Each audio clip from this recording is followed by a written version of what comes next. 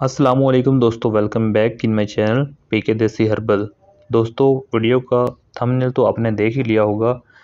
आज की हमारी वीडियो का टॉपिक है शुगर का इलाज, शुगर की इकसाम और शुगर की अलामात। वीडियो शुरू करने से पहले अगर आप हमारे चैनल पर न्यू हैं तो बराए मेहरबानी हमारे चैनल को सब्सक्राइब कर दें ताकि इस तरह की न्यू इन्फॉर्मेशन आप तक पहुँचती रहे। अब हम बात करते हैं शुगर का इलाज।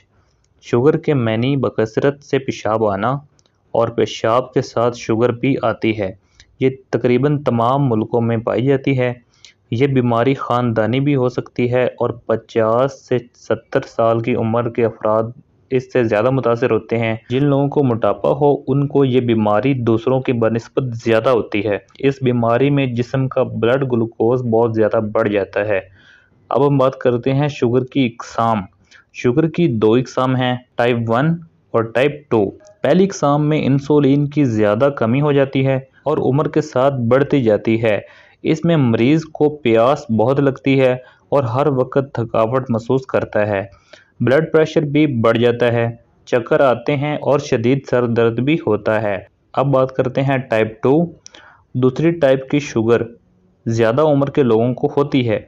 इसमें इंसुलिन की कमी की वजह से फैट्स और वज़न में ज़्यादा कमी हो जाती है। अब हम बात करेंगे शुगर की अलामात। इसमें इंसुलिन पैदा करने वाले बीटा आइलेट सेल्स तबाह हो जाते हैं और मरीज़ को प्यास बहुत लगती है। पेशाब बार बार और बकसरत आता है। मरीज़ का वज़न कम हो जाता है, सांस तेज़ी से आती है।